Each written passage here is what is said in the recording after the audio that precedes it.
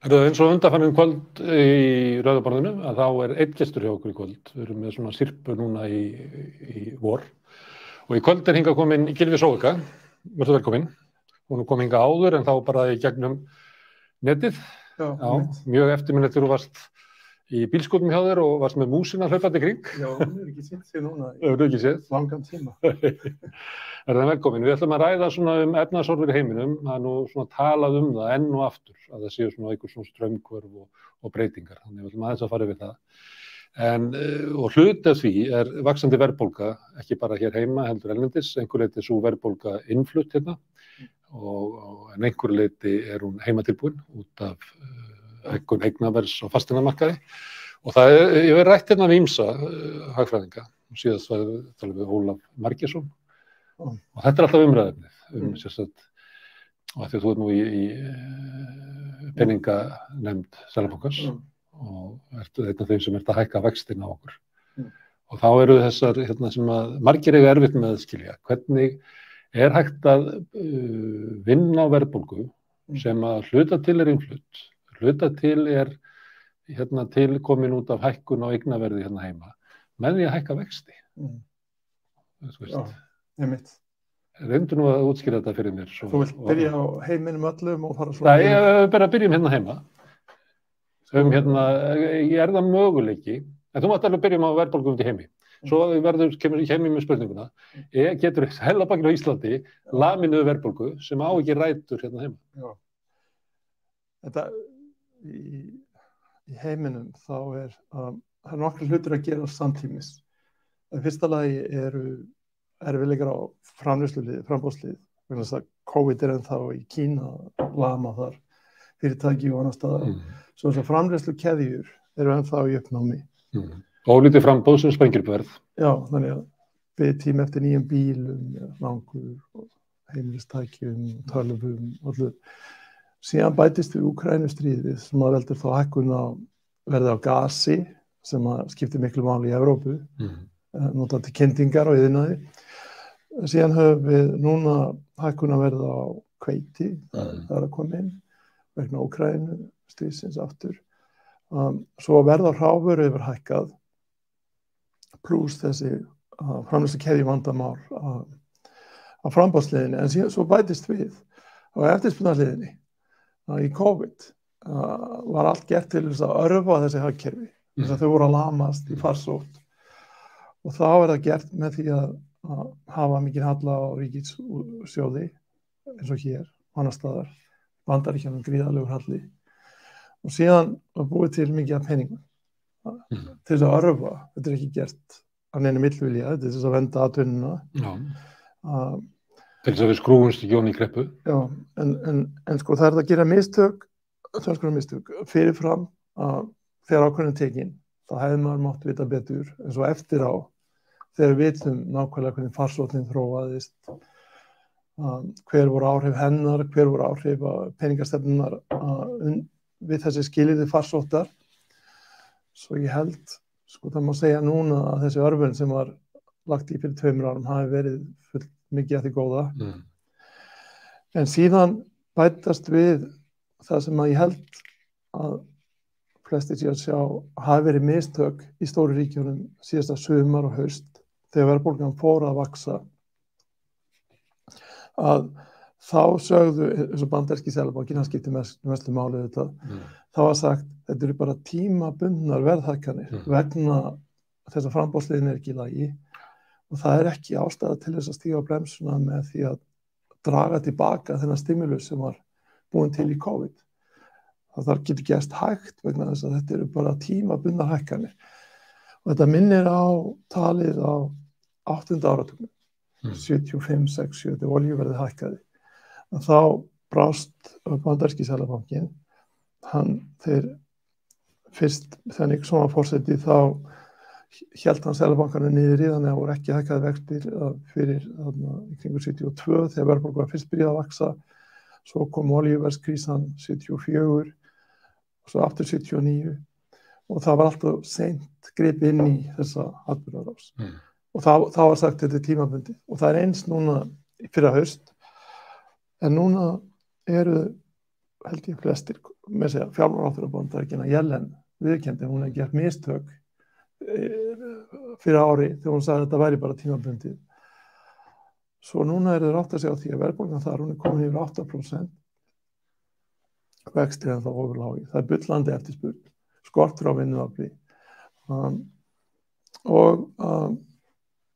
vaxtahækkanir framundan.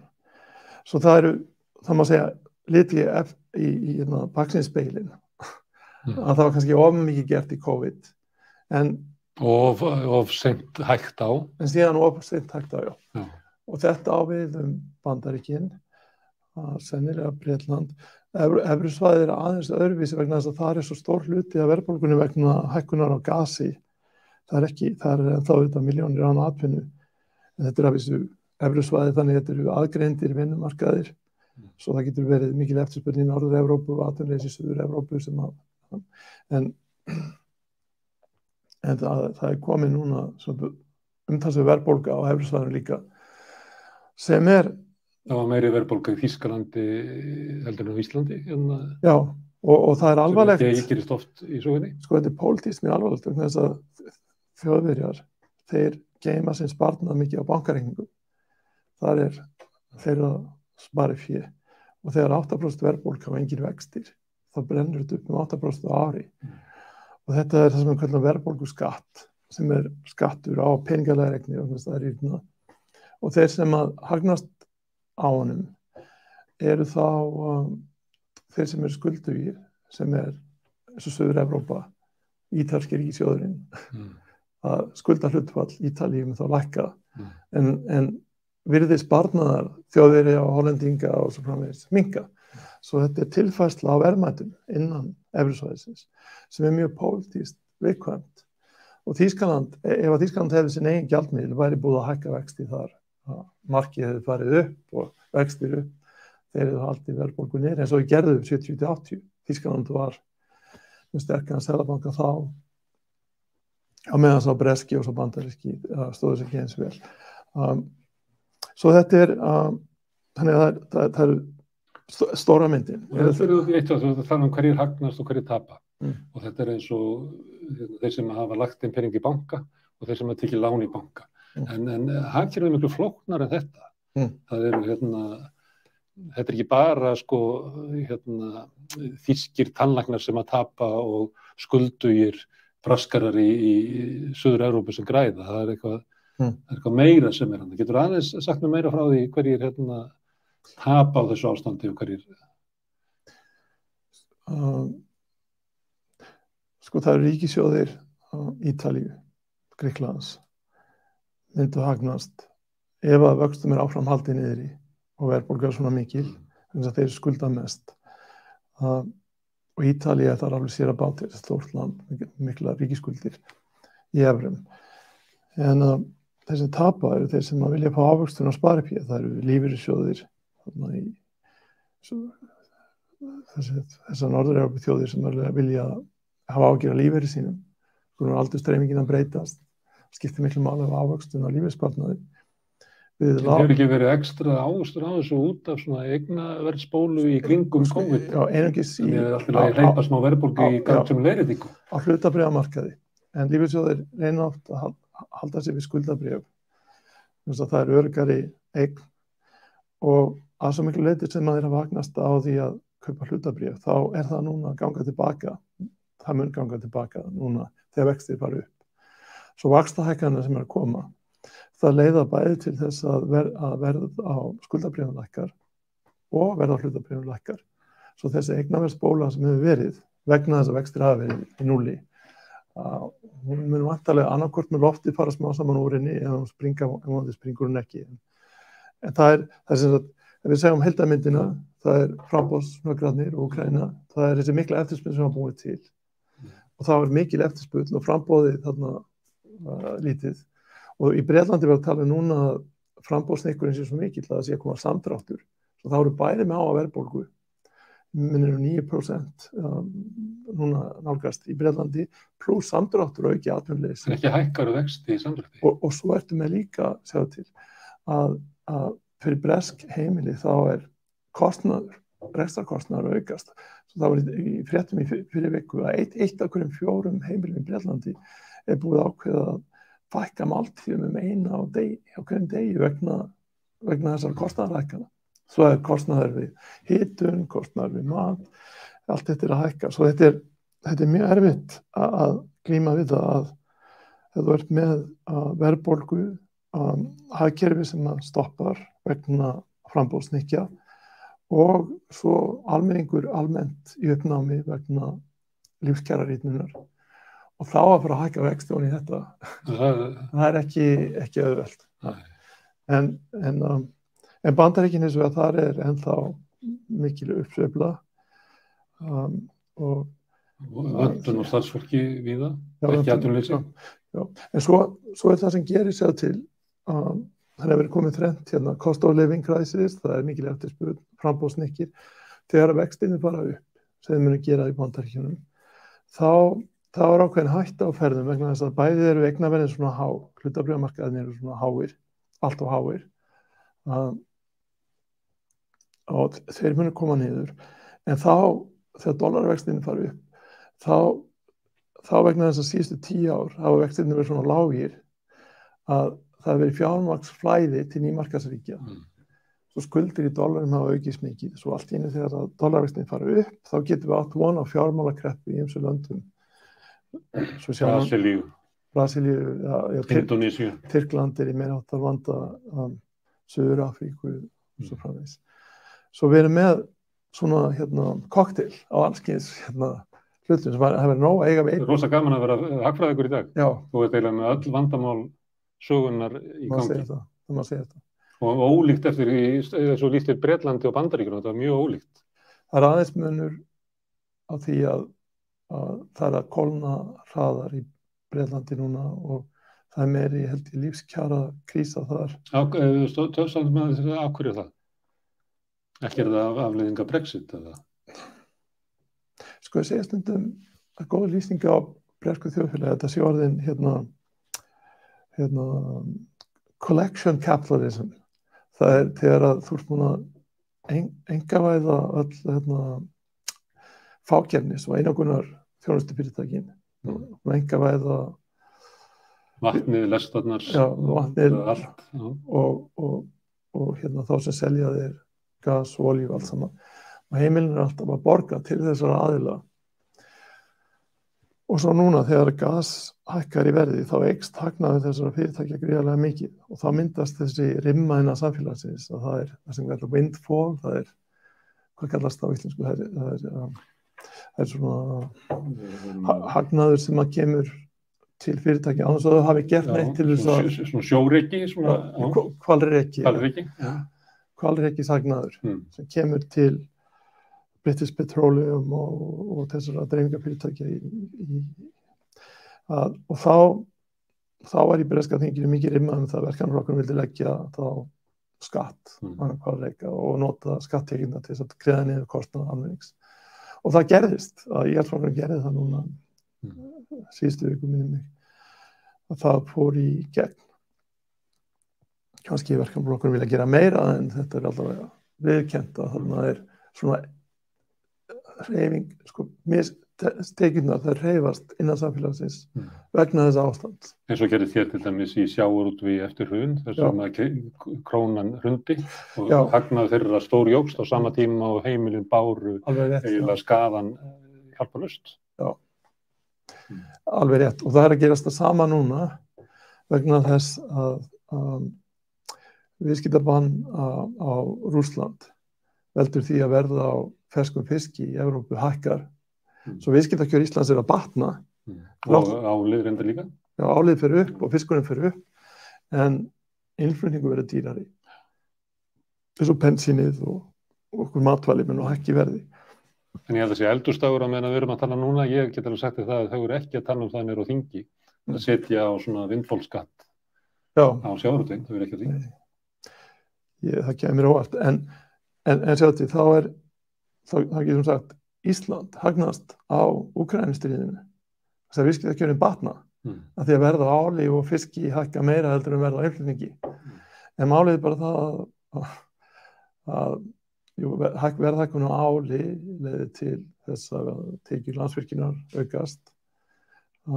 Verðhækkun á fiski, hún getur haft jákvæð áhrif á gengi krónunnar sem myndi koma almenningi vel, en þetta er auðvitað mikið tekjur fjármagns þarna.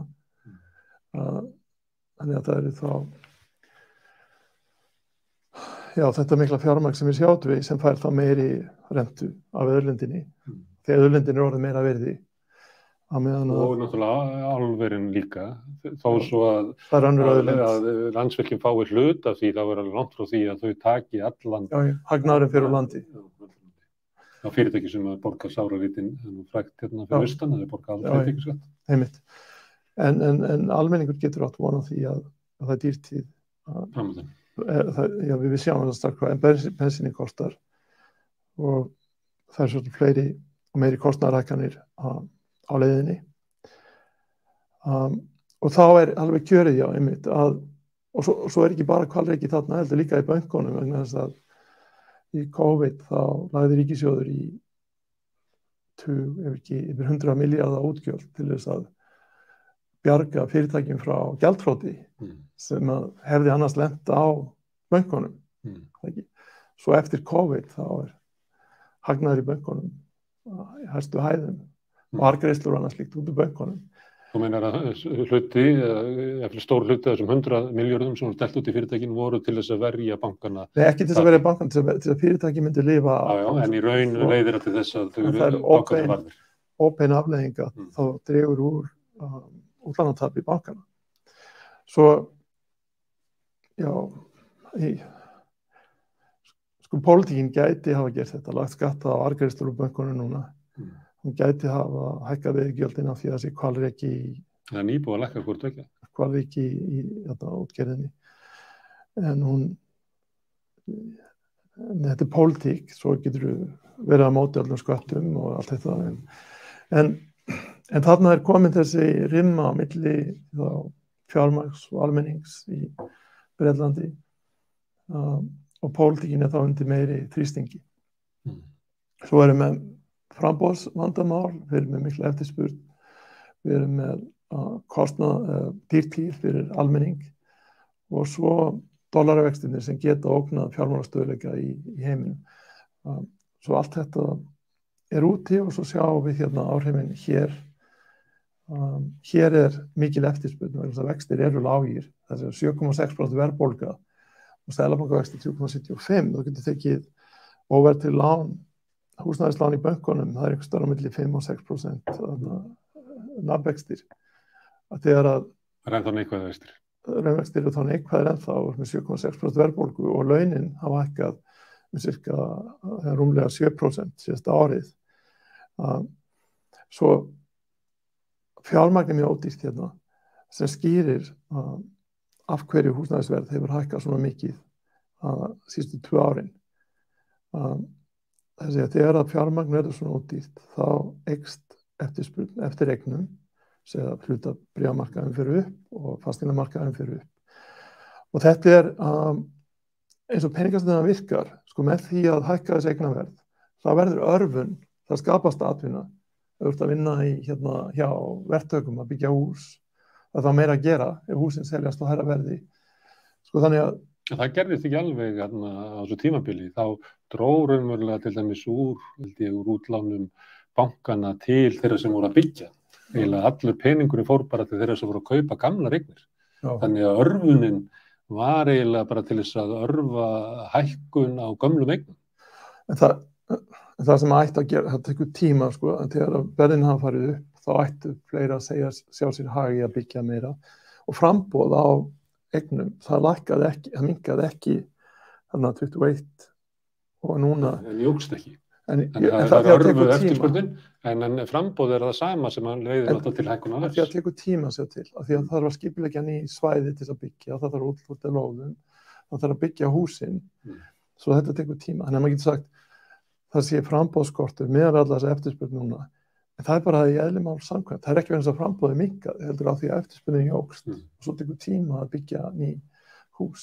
Hins vegar hefur þessi örvun, fasteignaverð hefur hækkað það mikið núna að ef maður setur á fast verðlag þá það orðið hærra heldur en hann var í bólinni hérna 2007, 6-7. Ef maður leiðréttir fyrir launaþróun þá verð á fjölbíl í Reykjavík orðið svipað eins og það var fyrir hrun. Og verð á sérbíl held ég að sé ekki en þá komið ef maður deilir með launavísitölunni. En það eðlilegt að húsnæðið eldi bara kaupgetuna? Á ekki að vera nein svona viðmiðun á því hvað kostar að byggja húsið? Því að byggingavísitalan eða kostnaður við að byggja húsið hefur ekki eitthvað svona mikið. Þannig það er svona, verður til peningur inn á húsnæðismarkaðnum. Jú, en hagfræðina bak við þetta svo ef það er mikil eftirspurn eftir húsnæði, þá hækki verðið og verðhækkunin kallar þá meira framboð. Ef að verðinu er haldið niðri, þá eykst framboð ekki nema hefur opinber að fara að byggja ný hús.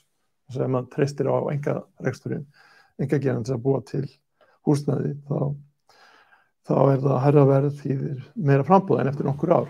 Húsnæðismarkaður er oft tvískiptur, það er kannski 2/3 sem eru svona markaður og svo vegna þess að 1/3 íbúanna þolir ekki hækkunina verðinu sem getur verið og þess vegna það hafi bara aðgreind sem félagslegt húsnæði sem selt á kostnaðarverði. Já, það að gera það.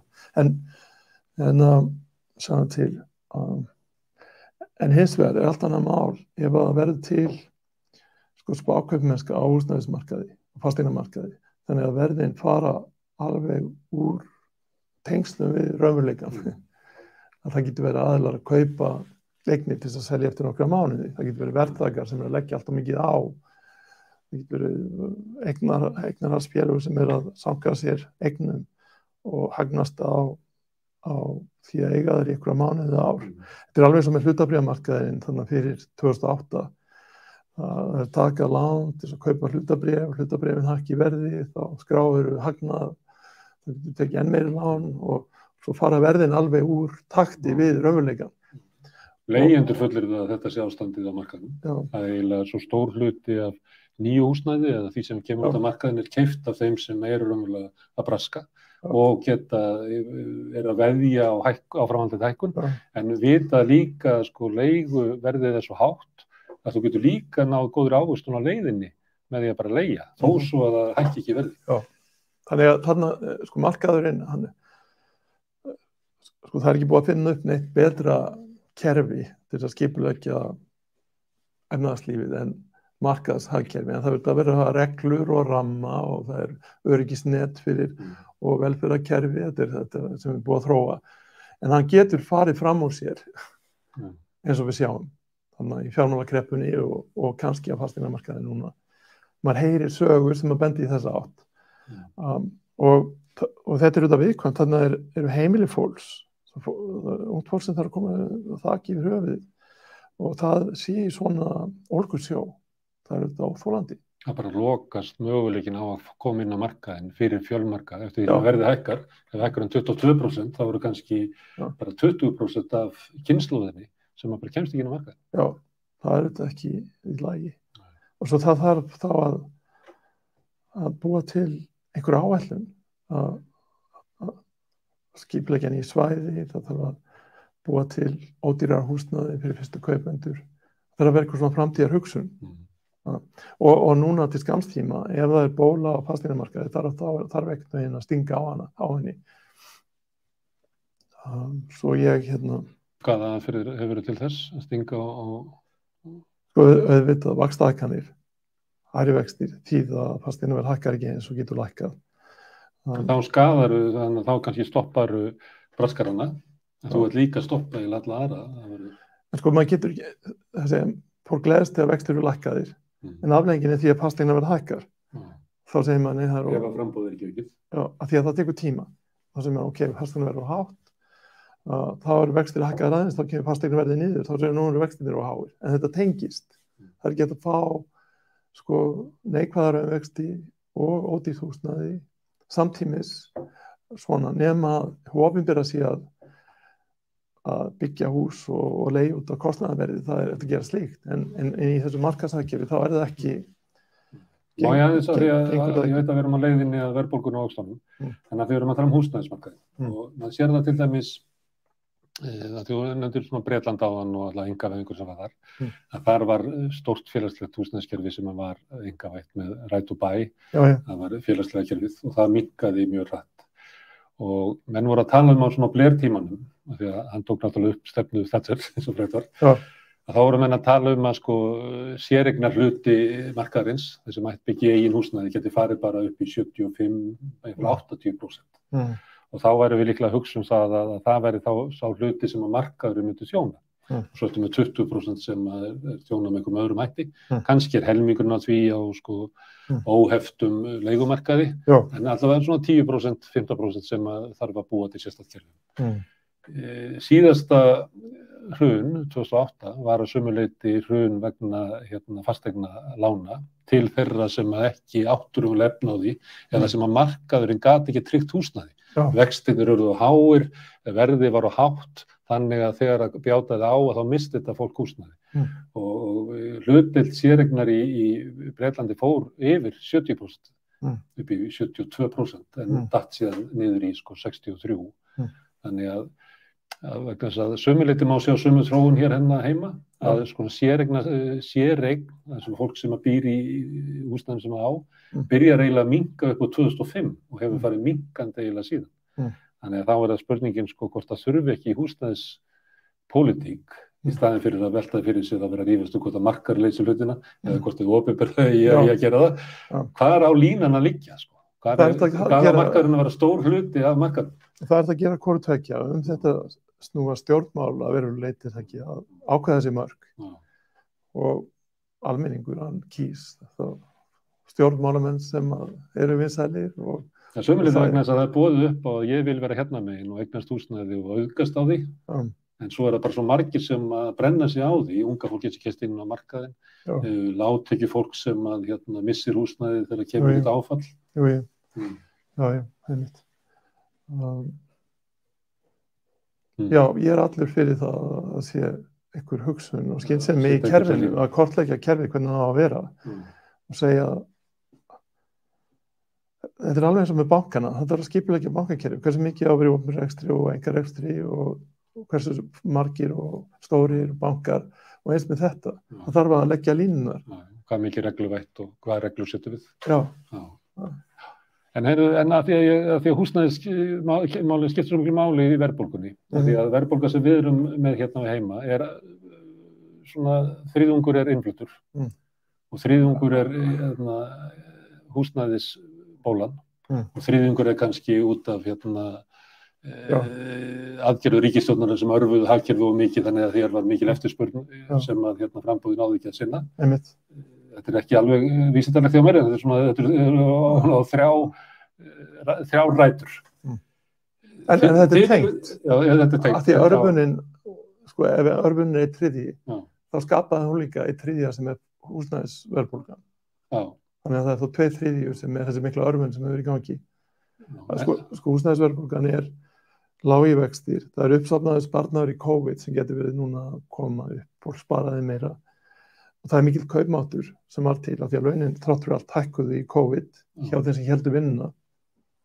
Svo kaupmáttur hefur aldrei verið meiri, sparnaður hefur aldrei verið meiri og vextir hefur aldrei verið svona lágir og allt þetta trend býr til þessa fasteignabólu. Þannig að þú trúir því að vextahækkunin geti skrúfa niður verðbólguna? Sko, verðbólgan hérna síðast þegar ég athugaði gögnin, þá voru, sko, innfluttiliðurinn var þarna, en það er fasteignaliðurinn sem er mjög stór, en svo er líka verðbólga annars staðar eins og þjónusta að hækka síðasta tala síns ári 4% á ári. Og það sem við sáum í neysluverðsvísitölunni var að verðbólgan var að dreifa sér að fleiri og fleiri liði. Svo hún sé að breiðast út og það er ekki rétt að þetta sé bara vegna þess að fasteignar hefur hækkað og það er ekki rétt að þetta sé bara því að hún er innflutt. Það er almenn verðbólga og innflutningsliðurinn er ekki eiginlega, hann er kannski að kikka inn núna á næstu mánuðum.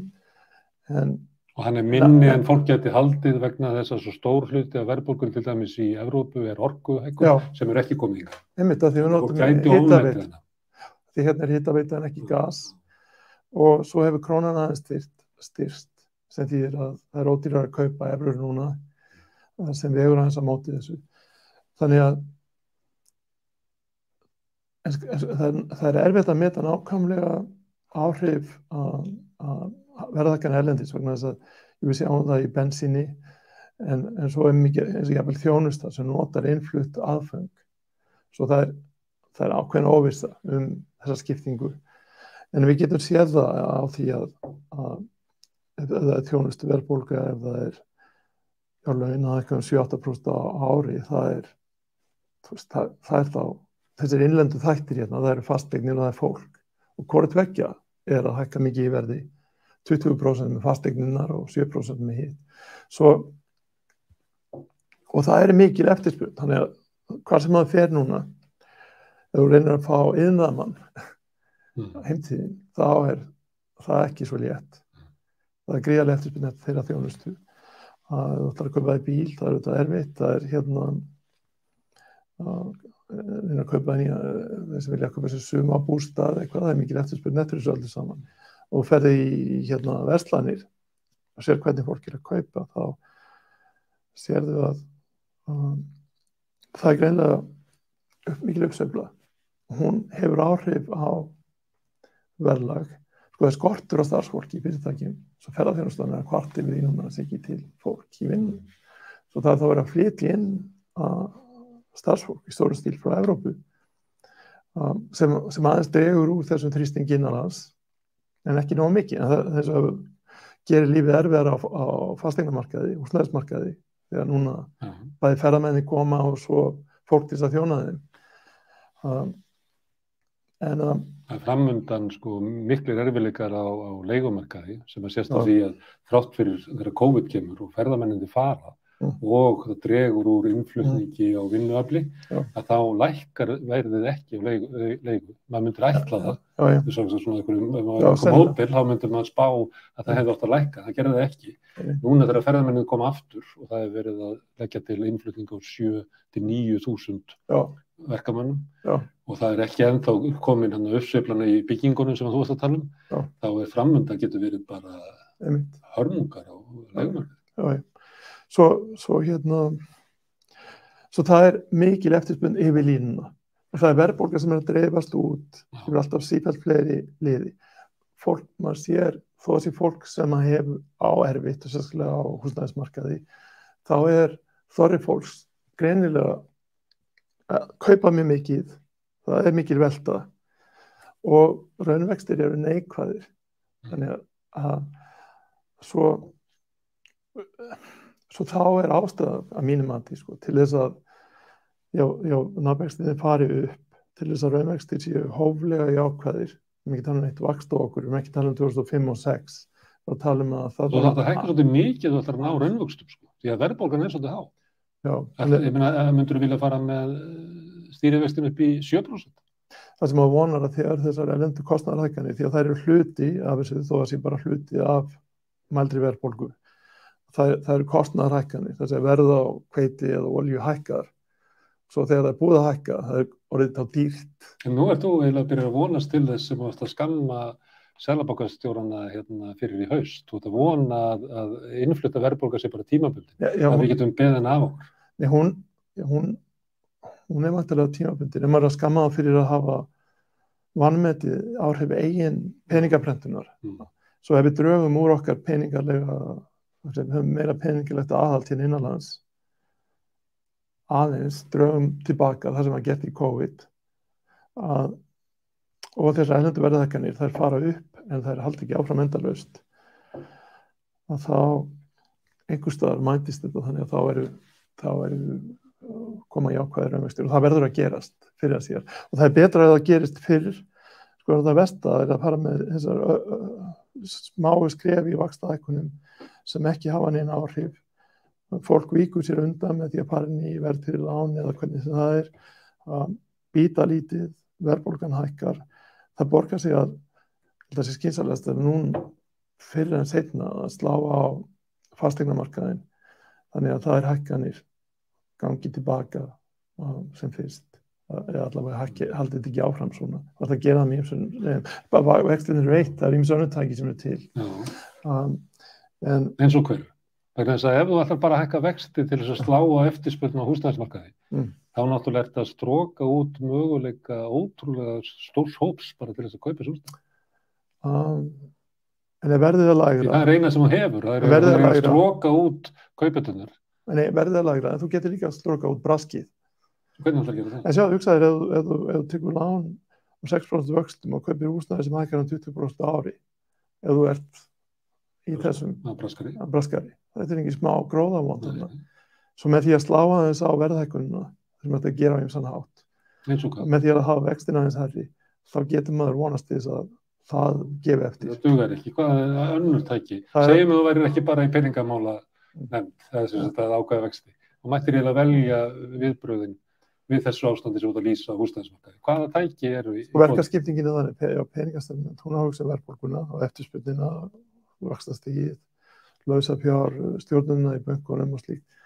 Svo ef það ógnar fjármálastöðuleika, ef það er bóla á markaðnum, sem að þú ert eiginlega að segja og Alþjóðagjaldeyrissjóðurinn var reyndar að ýja því núna í síðustu heimsókn, það væri bóla á þessum markaði, þá er sérstætt apparat niður í Seðlabanka sem á að huga að því. Hvaða tæki af þér? Þeir geta sett takmörk á svo greiðslubyrði, að maður get ekki tekið lán til að kaupa sér húsnæði ef að greiðslubyrðin er yfir einhverjum mörkum.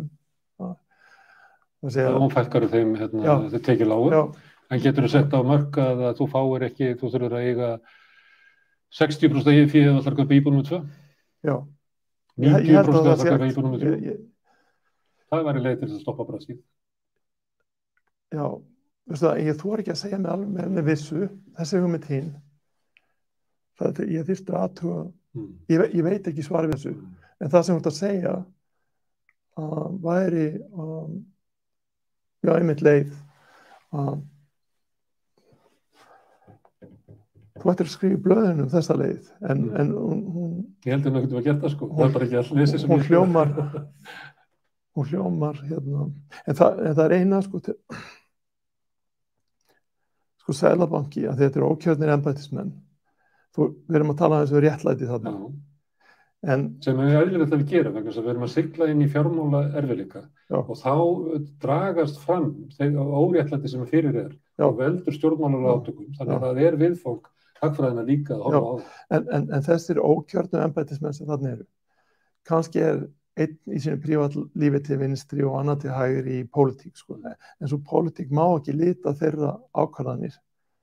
Þeir eiga, eins og núna við eigum bara að hugsa um verðbólguna, þeir eiga að hugsa um stöðuleika fjármálakerfisins. Þeir vilja ekki að bóla springi sem valdi einhverjum usla í bankakerfinu. En það er stjórnmálin sem eiga að huga að þessum pólitísku, þessum réttlætis sjónarmiðum.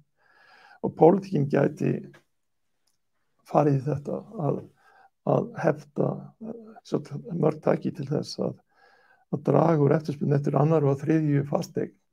Það var hægt að einnig setja takmarkanir við útlegu til ferðamanna. Það hefur nú verið gert erlendis. Og einhverju leyti var reynt hér, ég veit ekki hvaða árangur það bara, það rann saman við gjaldþrot WOW. Þannig ég hef séð menn svona vera frekar að reyna að ofurtúlka þeirra aðgerðir sko, þannig að það dróir ferðamannastrauminn. En það væri hægt og svo væri þetta hægt að hafa áhrif á brask á í þessari grein með því að setja reglur um eignarhaldsfélög. Þetta er allt eitthvað sem pólitíkin geti gert. En þessir embættismenn, gráum jökkum þarna sem hafa ekkert mandate á enga, sko þeir eru ekki accountable, þeir eru ekki ef þeir gera eitthvað sem hefur áhrif á tekjuskiptingu eða réttlæti, þeir hafa hvorki umboð, né þurfa þeir að standa fyrir gerður sínum, sko, gagnvart almenningi. Þess vegna er pólitíkin búin að gefa frá sér þannig ákveðin verk, eins og það að halda verðbólgunni lágri, að fjármálakerfi sé stöðugt, að það sé eftirlit með bankakerfinu, fjármálaeftirlit, en þá eru mjög þegar pólitíkin gerir þetta, voru að skilgreina hlutverkið mjög skýrt, segja að þið að gera A, B og C og ef þið náðu þessu ekki þá verður þið að útskýra af hverju þið náðu ekki þessum markmiðum en þú mátt ekki leyfa sko þessum ókjörnu embættismönnum að segja eins og þetta ef það væri húsnæðisbóla segja við viljum frekar setja takmarkanir á kaupum annarri og þriðju íbúð heldur en fyrstu af því að það er réttlátara svo mér finnst það persónulega réttlátara en ég hef bara ekki umboð til þess að láta mína réttlætistilfinningu svo stjórnmálin til þess, þau ætti að vera að tala þetta. Við búum í Íslandi og við vitum að á móti þá láta stjórnmálin svolítið eins og ákvarðanir séu teknar þarna. En ekki þessi réttlætis, tekjuskiptingar, eignarskiptingar. Það er ekki viðfang stjórnmálin. Heldur láta stjórnmálin oft eins og að það sé tillögurnar sem embættismenn leggja til inn í þröngt skilgreinum möguleika sínum að leggja fram tillögur. Síður vel einu valkosti. Ég þú veist þetta að taka mörg dæmi þetta við erum með reglur lífeyrissjóðina þegar bara að horfa á ávöxtun þannig að þau hegða sér bara eins og hluthafi sem að horfa á hámarks ávöxtun en ekki samfélagslega ábyrgð þannig að það er í reglunum þannig að þeir verða bara að gera það þannig að við erum komið með svolítið svona vélinn bara heldur áfram og stjórnmálamennin láta svolítið eins og það sé ekki einu sinni þeirra hlutverk að leggja eitthvað annað til eða við sem erum að leggja eitthvað annað til en þetta er þeirra hlutverk að leggja línurnar það gengur út á það að þeir eiga að leggja línurnar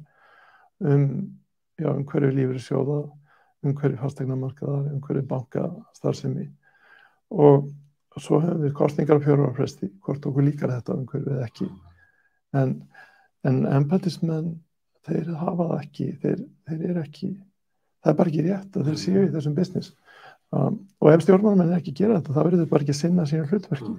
Það er oft talað að stjórnmálin séu farin út úr stjórnmálunum ég held að það sé Sigmundur Davíðs eins og þetta hann er að benda á svolítið þetta til embættismanna. Já, til embættismannanna en það þýðir eins og þú ert að lýsa það þýðir að embættismenn koma með mjög þrönga kosti tilbaka vegna þess að þeir hafa ekki umboð til pólitísku stefnumótunar þannig að þegar stjórnmálamennir benda á embættismennina þá erum við komin í eitthvað svona eins og það sé svona sjálfrennir reið.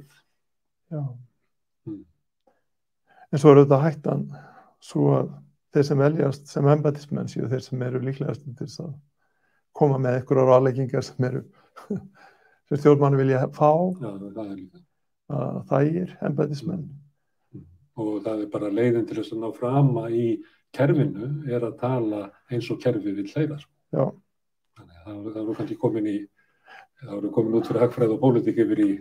Það var maður sem sýndi mér í gær, ég var á fundi, hann sýndi mér bolla og bollanum var setning á þýsku sem var höfð eftir Bismarck og hún nú man ég ekki þýskuna utanbókar en hún sagði að það gengur vel þegar embættismennir sem þetta beamten á þýsku að standa sig, gera það sem er rétt þótt lögin sé ekki alveg í lagi en það er ekki hægt að setja nein lög sem bæta hlutina ef embættismennir er ekki í lagi svo þú getur svo það er oft sagt leiðin til framfara er að bæta lagaumgjörð, það sé eina sem skiptir máli en þetta veldur allt á því að þeir sem eru í ábyrgðarstöðu þeir hafa einhverja dómgreind og líka veldur á kúltúr það sé heilbrigður stjórnmálakúltúr það sé heilbrigður kúltúr inn í stjórnsýslunni eða ekki? Jú. Það er flókið að byggja það upp Ég hef stundum sagt að það hættulegasta fólkið í svona samfélagi er ekki þeir sem eru glannar í fjármálum eignast banka og fara með það í þrot það er ekki fólk í fyrirtækjum það eru embættismenn sem eru prúðir vel máli farnir virka ábyrgðarfullir en sem ákveða á svona lykilstundum að standa til hliðar að meðan slæmir hlutir gerast því það er alltaf auðveldast að gera ekki neitt eins og er hægt að núna þú lýstir aðeins í Bretlandi sem að svona óréttlætið birtist í þegar kreppan kemur En maður hugsaði stundum það þarna fyrir 2008 eftir allt fór til fjandans, þá komu embættismenn og sagði, já, við vissum þetta fyrir 2 árum, 1 ári eða eitthvað, en okkur gerði ekki neitt. Og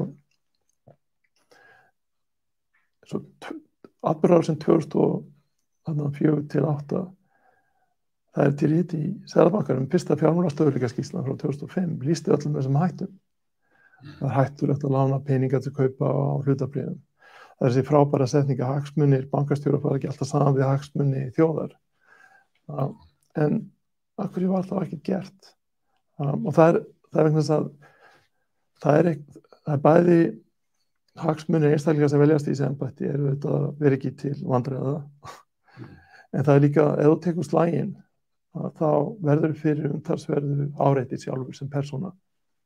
Það ráðist á því öllum áttum. Svo það alltaf freisting til þess að bíða og sjá hvort þetta reddist ekki, taka ekki slaginn.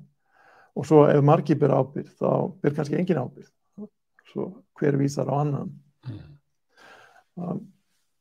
Svo það það veldur allt á því að sé fólk sem með svona einhverjar dómgreind, veit munn og rétt og röngu innan síns verksviðs og gerir það sem óvinsælt, þó að sé óþægilegt fyrir það sjálft. Þó að jafnvel kostið að það fá ekki stöðuhækkun eða einhver embætti eða hvað hjá ríkinu, stjórnmálamenn séu vitlausir út í það,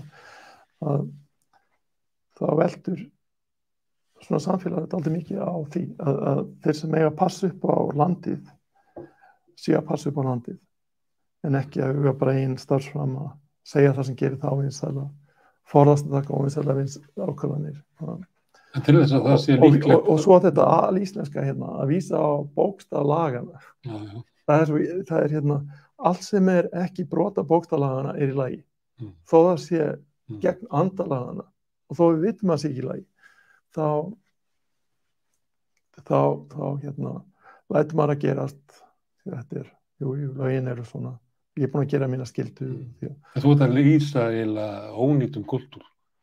Því að maðurinn sem þú eða konan sem þú ert að leggja til áðan að maður færi að gera eitthvað sem væri óvinsælt, vegna þess að hún vissi að það væri rétt, að þá er líklegri til að gera það ef að kúltúrinn, stjórnmálakúltúrinn eða stjórnsýslukúltúrinn sé þannig að það sé boðið upp á þetta, en hjá okkur er það næstu því bara ekki. Já, það er misjandi eftir stofnunum, en það er oft vandara og svo hjálpar ekki þetta, þú veist, kunningjasamfélag, þar sem allir þekkjast. Og ef maður mókar eitthvað þá man hann eftir í 30 ár. Og maður þarf að vita í krónunni á kvöldin fólk sem hefur eitthvað á móti manni. Þannig að við höfum enn meiri hagsmuni, persónulega hagsmuni af því að vera góð við alla. Segja aldrei nei. Heldur en í stóru samfélagum, þar sem hún getur gert það og þú myndi aldrei hitta fólki. En ættu við ekki að vera þá með eitthvað svona viðbúnað vegna þess að við erum svo fá, vegna þess að það er svo líklegt að við lendum í þessari stöðu sem þú ert að lýsa, að við ættum raunverulega að vera með eitthvað viðbúnað í samfélaginu til þess að vinna á móti þessu. Og það sem Evrópska efnahagssvæðið frá 93-4, það hafði það í för með sér að löggjöf komin í landi sem aldrei hefði verið sett innanlands, svo samkeppnislögin. Þegar við vorum svipuðum aldrei, ég man eftir þegar ég var með foreldri minn að fara í bíltúr, að það var Shell, var Hægrið, SO var Framsókn og Olís var og hvað BP hétta, það var eitthvað óskilgreint sem einhver svona kratismi sem að Þetta er ræddir í Valdimarsinni. Svo það var þá, Framsóknarmenni fóru í SO, hinni fóru í þetta og svo tryggingafélögin eins, bankarnir eins, þetta var allt þannig.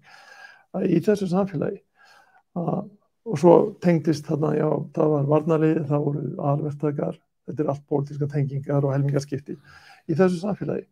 Eitt borgarsamfélag.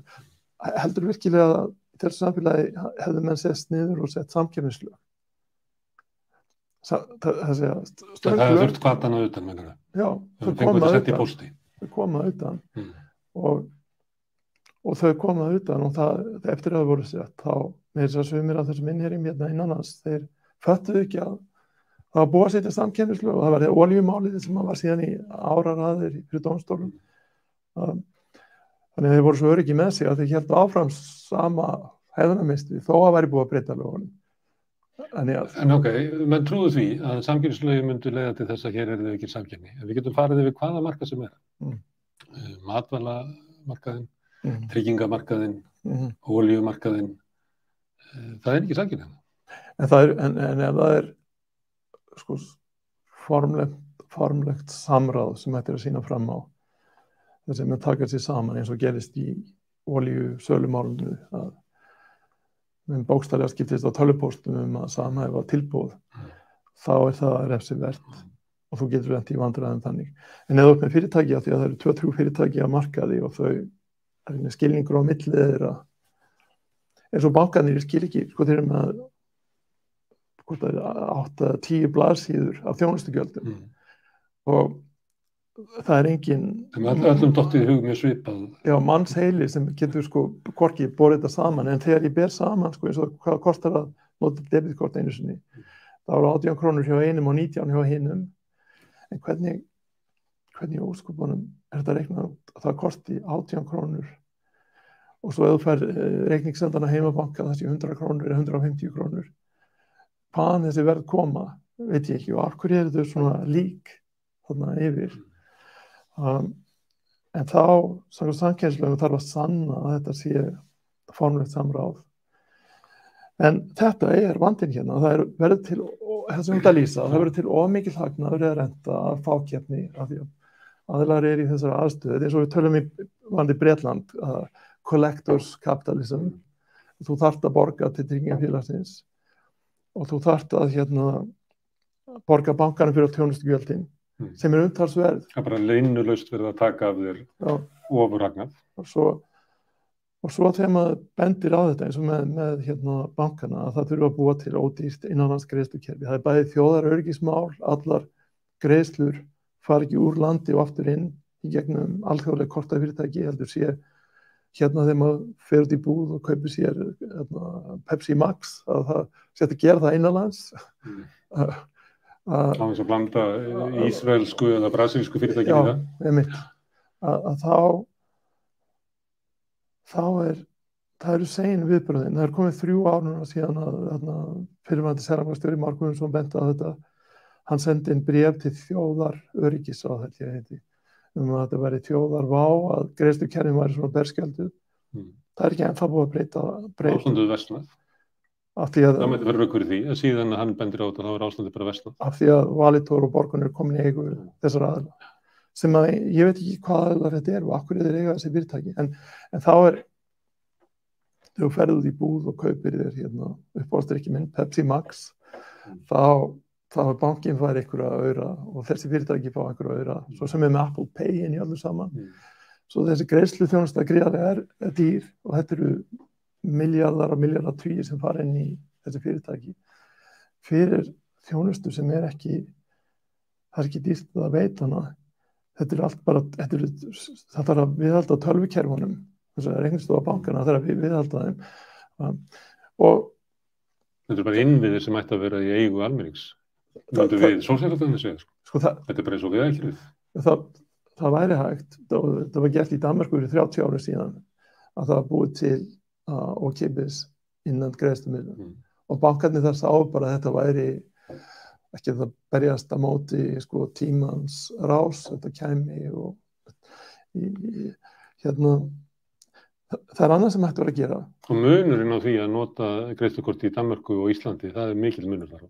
Já, kostnaður við greiðslumiðlun í Danmörku er töluvert lægri heldur en hér. Við erum að setja nokkra milljarða til þessara greiðslumiðlunar sem til þess staðnir bara kjósa ekki ekki, heldur nýta peningana bara, fólk má bara eiga þá. Einmitt. Og svo einfalda hluti sem hægt að gera, það er reiknistofa bankana sem er heilinn í greiðslukerfinu hér, er í eigu bankana. Ef nú segjum Krónan eða Bónus, IKEA eða hvað sem þetta heitir, þau getur komið með það hugmynd að búa til kort sem þú getur notað til að kaupa í ókeypiskort til að fara í þessar verslanir, svo þú fara að keppa í þessu.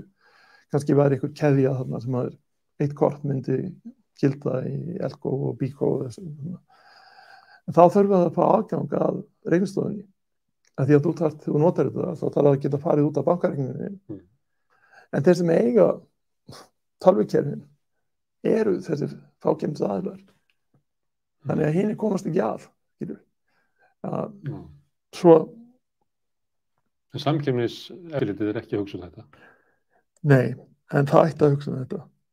Að hafa þessa innviði sem þá... Það ekki nóg að breyta lögunum, ef við vísum í þessu að tala áðan, heldur, við erum ekki fengið anda samkeppnislögana hingað inn í samfélagi. Að vísu, ég var að segja með forstjóran þar, hann fer oft í hart og hann berst fyrir því að stofnunin sé öflug, það verið að þjarma að stofnunin sjálfri með breyttri löggjöf til þess að því að samkeppniseftirlit sé eitthvað slæmt.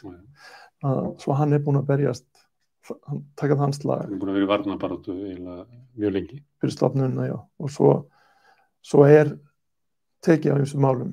En þetta finnst mér að vera sé mál sem þurfum við að taka á. Þegar að fá fyrirtæki eiga grundvallar innviðina, þar segja tölvukerfin sem þarna inni og hamla samkeppni, þá hlýtur. Og ef embættismenn gera það ekki, þá ætti ef stjórnmennir að hugsa almenning, þá ættu þau að taka á þessu máli.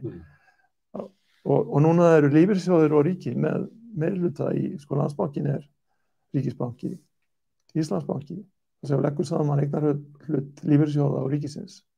Það hlýtur að vera meirihluti þar.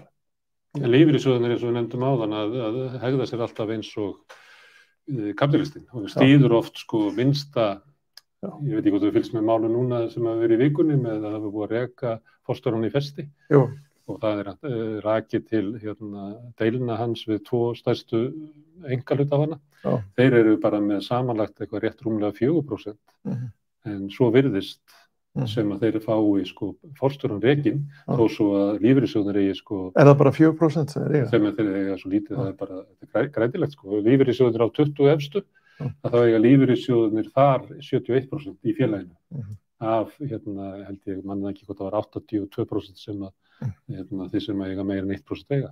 Og einkaaðilarnir þar eiga bara 6% og það þessi 2 bara eitthvað 4%. En þeir virðast geta ráða að stjórna félaginu vegna þess að búið að skilgreina einhvern veginn þann kúltúr og einhver lítið þá lög að þeim ber að ávaxta fé sitt eins og þessu bara grimmur kapitalisti sem að horfa til næsta ársfjórðungs og kúltúrin þannig að þeir elta bara þann sem að einkaaðilarna sem stærst og þótt hann eigi bara kannski 2%. En þetta mjög stórt mál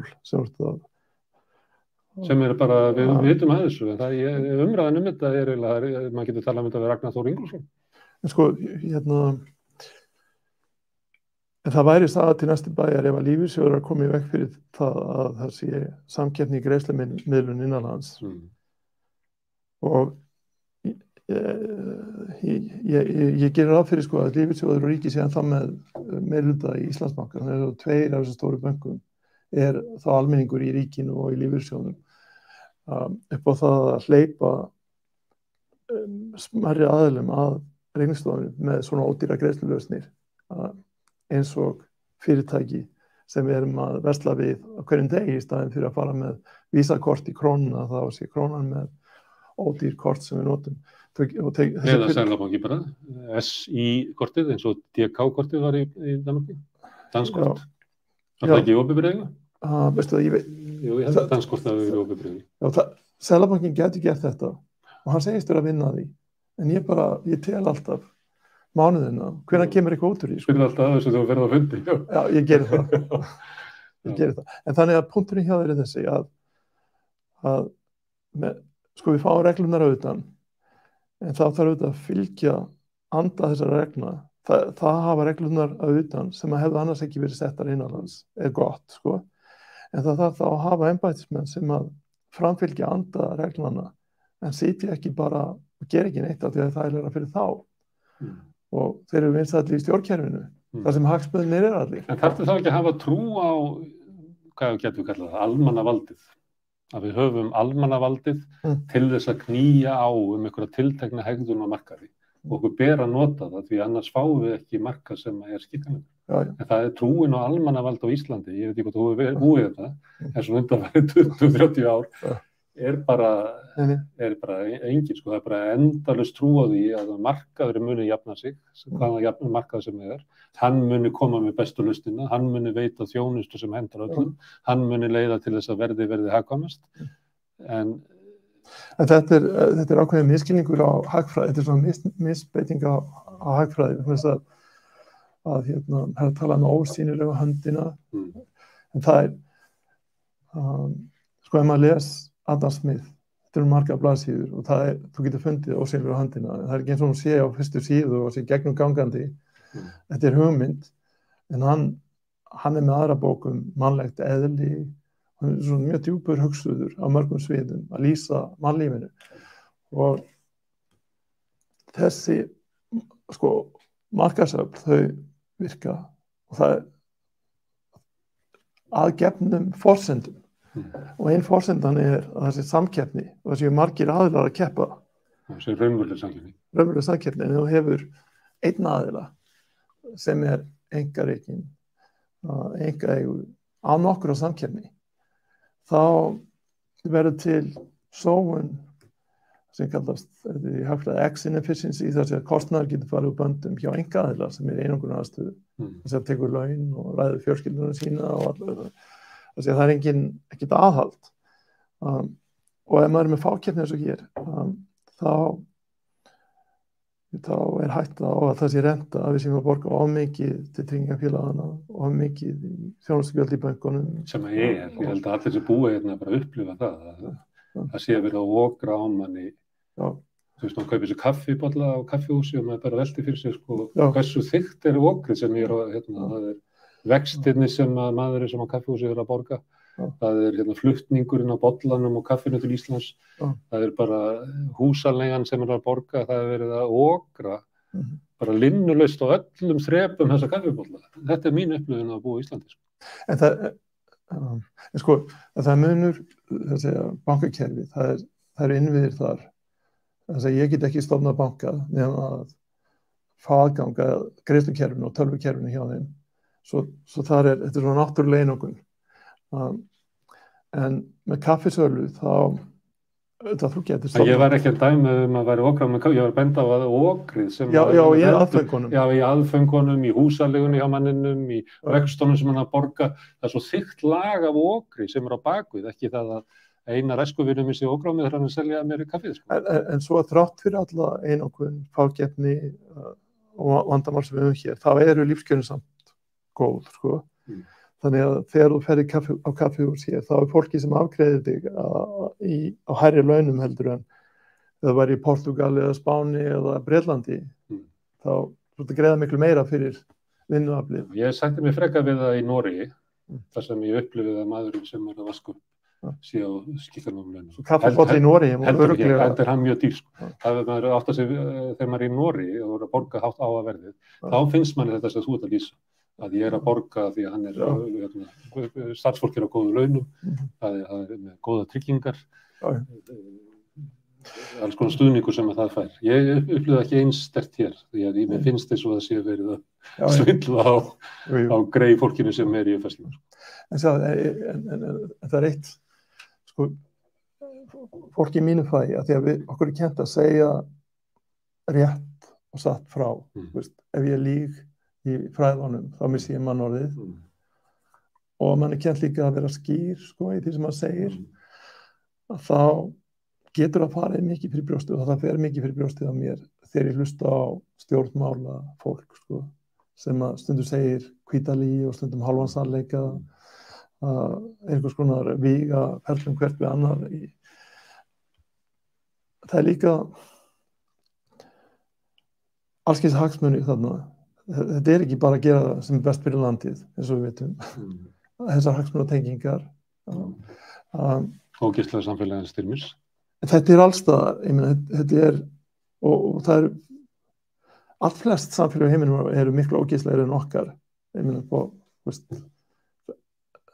Norðurlöndin alveg sér á báti sem svona clean samfélög með við, og þau ekki alveg clean en þau með við stilt bankakerfi og gríðalegur eigna mismunur í Svíþjóð og það var nú frétt í kvöldfréttunum, ég veit ekki hvort þú hlustaði á það afleiðingar af vondri menntastefnunar. Örfá fyrirtækir að draga 70 milljarða íslenskra króna út úr opinberum stuðningi við menntakerfið.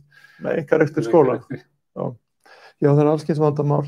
En maður myndi segja hér og nú í þessu landi, þetta óla barnalegt að segja þetta því að þetta mun ekki gerast og ekki neitt, þá ef maður hugsa bara almenning, þessar 370.000 sálir sem eru hérna, þá við þessar aðstæður sem núna, þá það að verða búin ykkur í áratvegi og orkus ál þarna sölu, það að verða kostnaðaraukning fyrir heimili.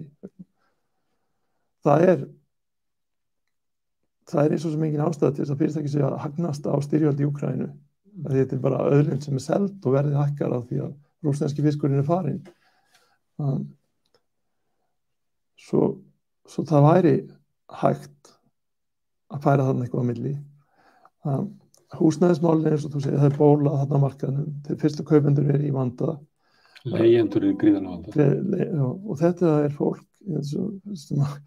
sem býr hérna, þetta unga kynslóðin og fólk allavega ástandi og sem samfélag að það sé ekki þá hægt að búa til einhver áætlun nokkur ár fram í tímann, þannig að þessi vandi sé leystur.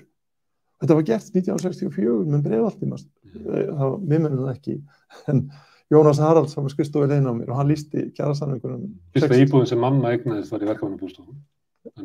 Í Breiðholti? Þannig að þetta bara hlutið að minni fjölskyldsögu. Og þú varst alinn upp? Það bara getur ímynd að mamma var lengst af einstæð með okkur 4 bræðurnar á leigumarkaði. Ég var 12 ára þannig að við erum búin að búa á 8 stöðum. Fóruð þið svo í Breiðholtið? Svo fóruð við í Breiðholtið og mamma átti hana þangað til að Davíð Oddsson kom að ég nefndi á hann Right to Buy, það var hann Right to Sell, þannig að hún seldi út úr verkamannabústaðakerfinu. Og keypti annars staðar. En sjá til, þessi aðlar. Það er ótrúleg breyting og ég hef talað mikið af fólki sem voru börn þegar að foreldrarnir fluttu inn í verkamannabústaðakerfið. Og það hefur alltaf þess að sömu, það var svo kemur bara logn. Því að átökin við að vera á lágum tekjum út á erfiðum leigumarkaði bara... En sjá, pólitíkusarnir sem stóðu að þessu, þarna 1964, það var Bjarni Benediktsson gamli, hann var forsætisráðherra, það var Geir Hallgrímsson sem var borgarstjóri. Við kallaði þetta íhaldskalla, en þeir höfðu hjarta á réttum stað einhvers staðar. Þetta var svona skynsemi. Þetta á ekki að vera svona bara í skotgröfum. Þetta er eitt samfélag. Hvernig hægt að hafa það þannig að fólki líði sem best hérna? Og þeir voru nógu stóri kallar til að gera þetta. Og maður bara óska þess að væru til svona stórir kallar og konur núna í dag. Það sé ekki bara verið alltaf að rífast með einhver smátri, þannig að þetta húsnæðismarkaðurinn sem geti leyst hnútinn núna í kjaraviðræðunum í haust. Það væri eitt. Það er að koma ódýrugreiðslukerfi. Sem verið gríðarleg... 20.000 fyrir hvern einstakling hérna á ári. Ókeypis, algjörlega ókeypis fyrir Íslendinga að leysa það. Ókeypis. Svo þetta er fyrir fólki sem á miðjum aldri. Síðan er gamla fólki, það hjúkrunarheimilin og vandinn sem þar. Það þetta er alveg að þurfa að lesa þetta í fréttum hvernig degi, að sé bráðamóttakan á Landspítalanum, að fólk sé að segja upp þar af því að vil ekki bera ábyrgð á mannslífunum sem koma þarna inn. En þetta stafar að því að læknarnir, ég er búin að tala við læknarnir, þeir segja að þetta stafar að því að þegar gamalt fólk kemur inn, nýræður maður kemur inn þarna og það er búið að gera allt við það sem hægt er að gera, þá liggur þetta fólki þarna á stofum uppi og aðeins að segja að þetta hjálpaði neitt. Þannig að tekur upp plássið í staðinn fyrir að fara á hjúkrunarheimili. Ég get alltaf áfram að segja sögur af mömmu, hún nýræð, hún búin að vera í þessari stöðu. Það tók ekki svona 3 ár að fara inn á hjúkrunarheimili. Hún flutti á tímabili upp í Borgarnes af því þar var eitthvað restpláss. Hvernig er hægt að fara með þessa kynslóð sem eins og mamma einn sem þarna í verkamannabústofum með ekki 2 strákar? Það voru 4. Ég meina, hvað er í gangi? En svo er bráðamóttakan sem bitnar þá á yngra fólki sem lendir í slíð sem fyrir þarna inn. Þá er ekki pláss þar af því að efri hæðirnar eru fullar af gamlu fólki af því að það er ekki til pláss fyrir það fólk sem er ekki hægt að hjálpa lengur. En svo ein lausnin sem hefur verið bent á er að þegar að spítalinn, svo Landspítalinn, fær nýraða konu eða mann inn og notuð allt svo læknisfræði sem það hægt að nota á viðkomandi og síðan er ekki hægt að gera meira, en maður gera allt sem við getum gert. Þá fari sveitarfélagi að borga daggjöldin. Sem refsingu fyrir að ekki byggt upp hjúkrunarheimili. Og þá myndast hvati, þetta er hagfræði, til að byggja upp hjúkrunarheimili í sveitarfélaginu. Og þá fer fólki út af spítölunum og þá leysist vandinni með bráðamóttökuna. Þetta er svona hnútar sem að eru þarna og svo er eilíft PEX, maður hlustar á þetta, eilífa PEX, hagsmuna, svona dæmigerður kastljósþáttur, koma 2 aðilar, þeir rífast allt og ósammála allt og þá eru báðar hliðar komnar fram, en engin lausn. En við erum að tala hjúkrunarheimili, þá virkar það þannig, það kemur einhver leggur til að það verið byggt meira hjúkrunarheimili. Þá kemur næst og segir að það er kannski ekki endilega lausnin, því að við þurfum að veita að fólki þjónustu svo getur við lengur að heima. Já. Eins og þetta séu 2 kostir sem við ættum að velja á milli, sem er bara algjörlega ekki. Það er algjörlega ljóst að það vantar kannski, ég veit ekki töluna, það vantar töluvert mikið af hjúkrunarheimilum áður en að það kæmi þannig að vera of mikið af þeim þótt að við værum með fullkomna þjónustu til að veita fólki heima, sem er annað vandamál hér, er í algjörðu skötulíki. Foreldrar mínir, þau urðu aldraðir. Þá kom einhver frá bænum og þreif á 2 vikna fresti. Svo reyndu það að fá mat í hádeginu en hann var svo slæmur og þau gáfust upp bara strax. En það sem að gerist sem er svo sorglegt ferli er að þegar fólk er heima og eldist, þá smám saman missir það getuna til þess að vera heima. Svo það verða einhver áföll og þá farið með viðkomandi niður á bráðamóttöku. Svo nýrað kona kemur inn á bráðamóttöku og hún hefur dottið eða eitthvað komið fyrir og þá er hún þar í 24 tíma og þeir segja, hún er bara í mjög góð ásökunarlagi. Einu vandinn hún er 90 ára og þá senda hann aftur heim. Þess að hún getur eiginlega ekki búið. Þess að hún getur ekki búið. Þá þarf vist að fara nógu oft inn á bráðamóttöku til að fá punta til þess að eiga inn í kerfinu til þess að fara á hjúkrunarheimili. Svo endar það þannig að sonurinn eða makinn segir, nei, þetta getur ekki tekið viðkomandi heim. Og það er svo sorglegt, kannski eftir 50 ára sambúð, að þá þurfi makinn að skilja eftir maka sín á göngunum á bráðamóttökunni. Þannig að þessi endalókin á sambúðinni. Þetta er svo ómannulegt og þá er viðkomandi búin að missa sinn rétt sem einstaklingur. Hann er orðinn bara inn í kerfinu og þá er að senda upp á Vífilsstaðir, þetta er allt gott fólk sem vinnur þarna. Þetta er ekki fólki, þetta er kerfið. Svo þá er á Vífilsstaðir sem byrst á eftir að komast einhvers staðar inn hérna. Svo sækir einhver staðar og það er vegna þess að það er ekki hægt að sinna eftirspurninni að þá upplifir held ég allir sem hafa gert það ekki visslunum. Þú fær bara nei fyrst. Það er svona vonum að setja slákast í 20% bara út af borðinu og svo sækir aftur og það verður aftur nei. Þannig að maður upplifir alltaf því sem að segja eiga við eitthvað það er engin lesið eins og svona. Nei.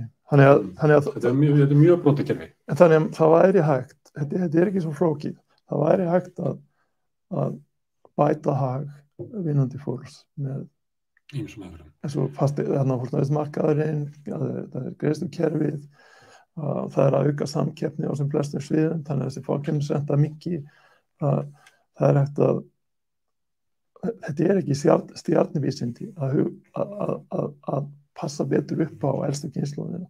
Þetta er líka svo mikil mannúðmálska finnst mér að þetta fólk sem er búið að ala upp kynslóðina sem eru núna að það fái svona meðferð. En það er ekki verið að tala um allt starfsfólki er stórfínt og gerir sér besta og allt. En við erum bara að tala um hvað kerfið er ómannúðlegt. Og upplifir sig eitthvað litið svikið svona eftir öfina. Og líka fólk sem er yngri en þetta sem upplifir sig, ég er búin að þú kannast við það, ég er búin að borga skatta og skyldur og ég lífeyrissjóð allar mínu höns og gata tíð og svo er ég þegar ég kem út af vinnumarkaðnum þá er ég dæmdur til fátæktar. Er lífeyrisréttindi þín? Nei, ég er ekki að segja mína sögu, ég er að segja... Þegar það er ákveðin kynslóð sem var áður en lífeyriskerfið eldist, sem þarf þá að treysta á Tryggingastofnun. Sérstaklega konur sem voru með kannski takmarkaðir í vinnu þáttöku vegna þess að þau sáu umönnunina, vegna þess að þá voru ekki til leikskólar og þau gátu ekki verið út á vinnumarkaði. Það er ekki tekið til þess og þetta eru konur sem að búa við mjög sára fátækt á yfir ára. Það eitt sem þarf að gera hérna og það að búa til gagnabanka með öllum lífeyrisgögnum til þess að greina þá sem að hafa ekki réttindi mikil á lífeyrissjóðum. Af því að þetta eitt case, það heimavinnandi kona og móðir sem, svo annað case einhver sem að bjó í útlandum fram á 60-aldur og kemur svo heim. Það allt annað case. Og svo kannski getur verið einhver sem sveikund á skatti, var í atvinnurekstri. Þetta fyrirtæki sem borga lág laun en gefa svo dagpeningar þegar skattfrjálsir vona á, því að fólk hrifið af því, en það borgar að minna inn í sjóðinn. En það þarf að greina þennan hóp sem með takmarkuð lífeyrisréttindi til þess að geta með sértækum ráðum hjálpað eins og þarna húsmóðurinn sem að gaf af sér til að búa til börn og þetta. Ólaunaða vinnu. Já, að hún fái það réttindi. En það þarf að vita, það þarf að kortleggja. Ertu hræddur að detti það inn einhver sem að sveikunda skatti í lífeyrissjóðum sem varst að stofna lífeyrissjóð fyrir heimavindi Þetta þá tryggingastofnun sem myndi taka þetta á sig en ég segi með einhver sem í vinnu sem með lág laun en mikla dagpeninga það svo flugfreyjustéttin, ég held að hún sé svona flugþjónar og flugfreyjur fá dagpeninga sem hann en þá lífeyrisgreiðslur minni og lífeyrisréttindi minni en þá kannski pólitískt erfitt að leggja skatt á almenning til að borga fólki í lífeyri sem að vék sér undan að borga í lífeyrissjóð með svona launafyrirkomulagi. Nú ég búin að í þessu opna Íslandi nú fæ ég ekki þjónustu næst en hérna, já. Þetta þetta sé búið að klípa þeim alla dagpeningana, þeir svo launaða núna Já, eftir COVID. Flugfreyjur eins og hérna gátu það unnið með og farið í hagkjörnum háskólanám. Ég held að það sé búið það. En við erum búin að tala um gömlu kynslóðina og svo þetta og svo unga fólkið. Húsnæðismarkaðinn. Ég var nú að koma úr skólanum mínum núna áðan, svo ég var að hugsa á leiðinni. Ég hugsaði núna kynslóð sem að komin í háskólan sem að með styttra nám í framhaldsskóla. Akkur ekki einhver heilsteypt úttekt gerð á áhrifum þess þegar að gera svona grundvallarbreyting. Það eitt að samtök atvinnulífsins komi hugmynd stytta nám til að fólk komi fyrir út á vinnumarkaðinu og svo bara gert. Án þess að þau búa til rannsóknir áætlun áður og það heldur ekki gerð rannsókn eftir til þess að meta afleiðingar. Og svo aðtuga afleiðingarnar. Því að þannig önnur mannslíf sem að verða fyrir þessu og svo bætist við COVID núna. Svo krakkarnir að koma út og þá 1,5 ára af þessum 3 laskar. Svo hvað á að gera til þess að passa upp á þessa kynslóð? Meinar hún falli frá námi út af að komi illa undirbúin í háskólanám? Já, eða annan nám. Hvað sem við gera þá. En þetta ekki enginn í okkur að það kemur einhver kenning, einhver hugmynd frá samtökum atvinnulífsins? Það kýlt á hana og þess að það hafi verið gerð sérstök rannsókn á því, hvað afleiðingar það hefur. Og síðan ekki gerð nein rannsókn áður. Við tala svolítið mikið húsnæðismarkaðinn. Ýmsar ákvarðanir sem eru teknar þar. Til þess að ég held að segja alveg hægt að færa rök fyrir því að séreignarstefnan hafi að mörguleyti verið yfirgefin 2004-2005. Þannig að sér það að hún bara hörðnandi. En það engin stefna í staðinn. Af því að húsnæðisverð hækkaði mikið þá. Já, það bara voru margir sem að dött út og gátu ekki komist inn á markaðinn. Þá byrjar að verða til leigumarkaður, þessi braskarnir sem þú út að lýsa á þann sem að kaupa sér. Og það stóru leigufélögin komur seinna, en það voru svona velstæðara fólk sem að var að spila inn á fasteignamarkaðinn þegar hann var að hækka hvað mest þarna á árunum fyrir hrun og settu þessi í leigu, síðan koma formlegu leigufélögin. Þannig að við höfum eiginlega yfirgefið þá hugmynd sem fólk hefur á íslenski húsnæðismarkaður sér. Þetta er þessi séreignamarkaður. En það bara búið að loka svo marga út frá því að hafa möguleika að vera inn á hann. Það raunverulega svo stefna ekkert í gangi. Og hvað stefna þá í gangi? Ég veit það ekki. Það var óskandi að við hefðum einhverja eins og þessa gamlu menn hérna sem voru 64 og getur verið konur auðvitað en þetta voru kallar. Og Auður Auðuns, hún var ekki Auður Auðuns borgarstjóri. Ég held hún hefði verið kannski borgarstjóri. Nýhætt. Kannski komin á þing, hún komin á þing 71 allavega. En það þarf einhvern veginn að hugsa annað fólk en maður sjálf. En á þessu tíma, því að þetta eftirstríðsára tíminn sem þú lýsa á Breiðholtið, þar sem að changeismin hugmynd í hagfræði, og það sem að sko stjórnmálin voru þannig að þó svo þú værir hægra megin að þá varst að presentera þín stjórnmál þannig að þú vildi lyfta, jöfnuður var markmið samfélagana. Ég held að við getum sagt það. Þó að það hafi verið barist gegn þeim, þá var þetta út úr þessu samfélagi spratt krafan að það væri verkefni samfélagsins að auka jafnrétti kynjanna, svartar og hvíta í Bandaríkjunum, lyfta upp fötluðum og þeim sem höfðu, lyfta upp fátækum, það voru affordable houses og fleira sem voru í Bandaríkjunum. Sömuleiðis voru sko hægri menn í Bandaríkjunum með stefnu, þáttöku ríkisvaldsins í uppbyggingu samfélagsins sem að sko, þetta róttæk í dag, sko, það var eiginlega hálfgerð vinstristefna. Þarna voru menn, hægri menn á tímabili sem að lita af þessu, því ég var að tala kultúr og svo einstaklingana. Tímabili sem við erum á núna, sem vonandi eru að komast út úr nýfrjálshyggjunni, þar hefur ekki verið þessi hugmynd að það væri verkefni stjórnmálana að byggja upp samfélagið í svona nation building, heldur væri það ekki hlutverk stjórnmálanna, heldur var það hugmyndin að markaðurinn myndi færi þetta til okkar. Stjórnmálið væri fyrir, við ættum að draga að okkur hendurnar og þá myndi markaðurinn koma með lausnum til okkar. Þetta tímabili sem við höfum eiginlega verið að lifa á Íslandi síðustu 30 ár og kannski á Vesturlandi síðustu 40 ár.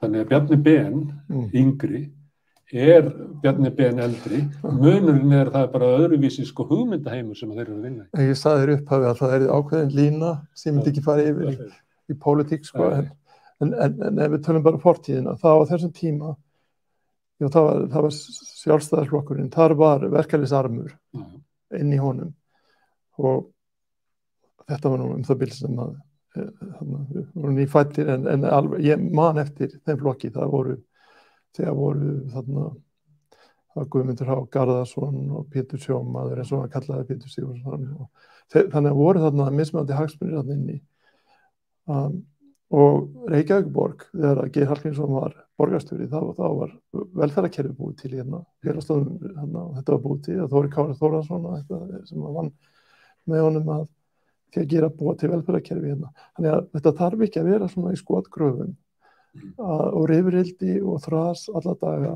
Það hægt að gera hluti sem að bara svona skynsamlegi fyrir að búa gott samfélag. Og það kannski tapa einhverju á því þeir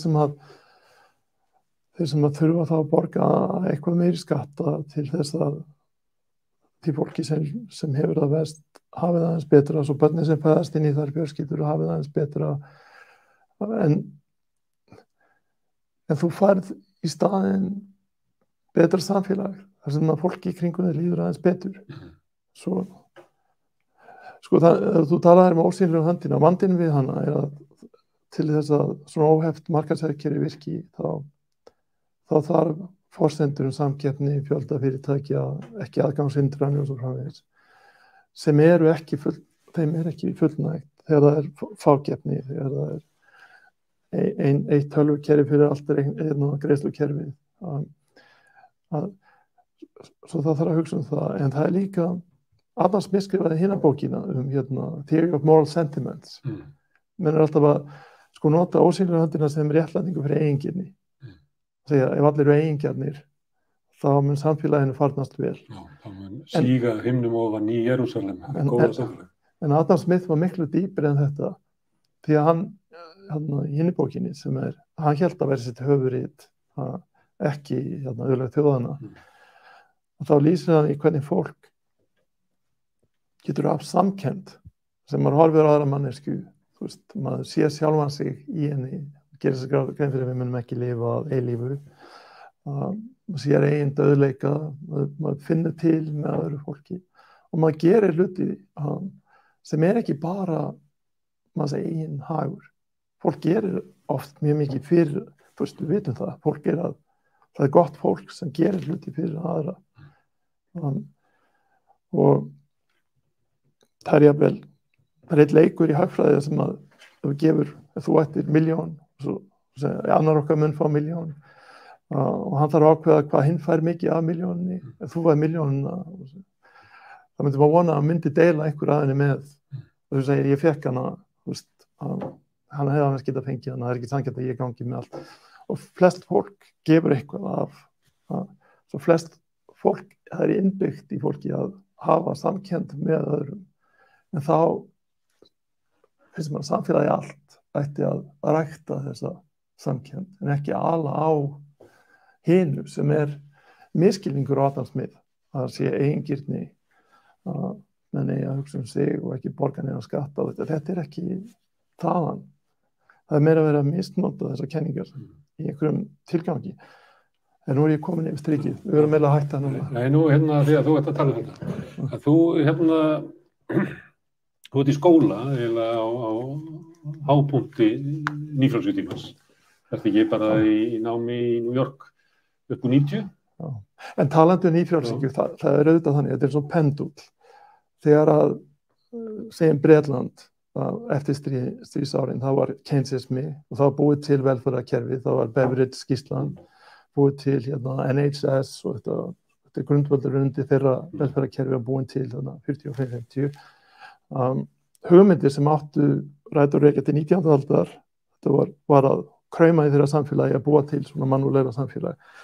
En svo getur pendullin farið það langt að búið að þjóðnýta allt, stálið og flugvéliðnaðinn og bílaverkmiðjurnar þetta. Svo þá, þetta er alltaf yin og yang, það þarf þá að Hvað er pendullin okkar núna? Er hann ekki bara... Svo ef þú talar 10. áratuginn, við sagt, við getum sagt, hjá sjávarútveginum með gríðarlegan hagnað í dag, það er alveg merkilegt, við erum með einhverju öflugustu sjávarútvegsfyrirtæki í Evrópu. Þau eru út alla Evrópu, Póllandi og Þýskalandi og Spáni, en 1980 þá voru þetta var fyrirtæki sem voru ekki með halla. Ég man fyrst þegar ég kom på þjóðastofnun gömlu, þetta var svo 1990, 87, þá var peningastefna Íslands var í skúffu þar og í skúffunni voru ársreikningar sjávarútvegsfyrirtækja og gengi krónan var ákveðið þannig að þeir væru að meðaltali í núlli í rekstri. Sjávarútvegurinn væru að meðaltali í núlli, það var gengi krónar og gengi krónar ákveðið svo verðbólgun og allt þetta. Við erum búin að fara það er mikla framfæri, ekki bara lífskjörinu betri, heldur það auðvitað betra að hafa öflug fyrirtæki í greininni, heldur það séu allt basket cases eins og þetta voru á þeim tíma. En þegar það verður til þessi miklu verðmæti í greininni, þá er alltaf spurning um tekjuskiptingu sem pólitíkin þá þarf að hugsa að dreifa gæðanum kannski eitthvað, það sé einhver og réttlæti hvað sem pólitíkin á að vera í. En það að verðmætin urðu til að byrja með.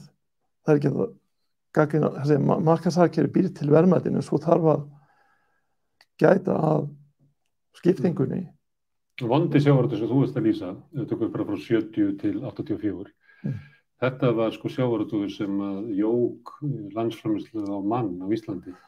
Hvað mest En var ekki útvarsla landhelginnar og skuttogarnir sem kom. Skuttogavæðingi sem svona... Og það voru allt of margir togarar, svo mikið ekki með tapi. Þannig að það hafa hagkvæma grein er æskilegt, það er gott. Það hafa öflug fyrirtæki er gott. En það verður að gæta samskipting hvað var það skiptingu á þessum verðmætum sem verða til. Því að það sem gerðist með kerfi, við skulum ekki bara tala um kvótakerfi mikið, en það sem gerist er að það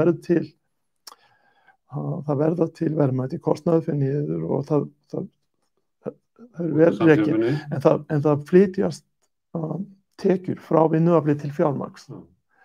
Og þessi tekjuskiptingar áhrif af þessu kerfi, það er ekki bara að setja höfuðið í sandinn, þau eru þarna og þessi félög verða að starfa í sátt við það samfélag sem þau eru í.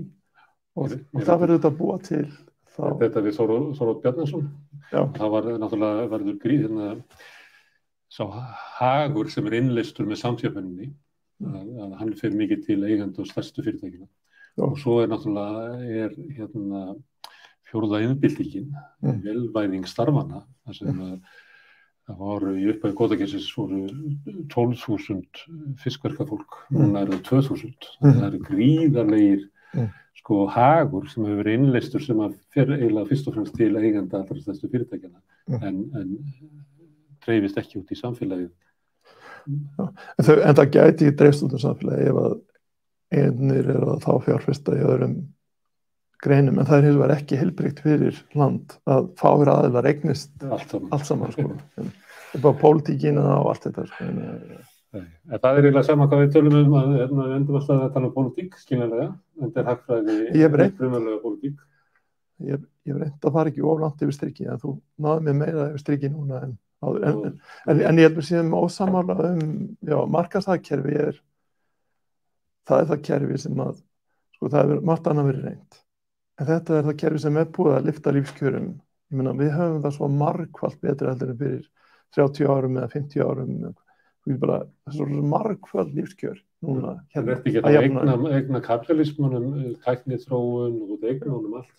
Já, en svona eins og tækni sem var með þarna fyrir fram að þig, að þó að tölvutæknin hafi orðið til einhvers staðar, þá var einhver sem hafði hagað því að búa til þessi litlu tæki hérna. Það er einhver sem hannaði þessi tæki, nota þessa tækni til að búa til eitthvað sem að bæti líf okkar væntanlega. Og ég reynir nú að vera ekki með Apple, þeir hagnar svo gríðarlega mikið á framleiði Kína og hagnaðurinn í Írlandi og allt þetta. Hvernig gengur það eftir með Apple? Nei, þetta er Samsung en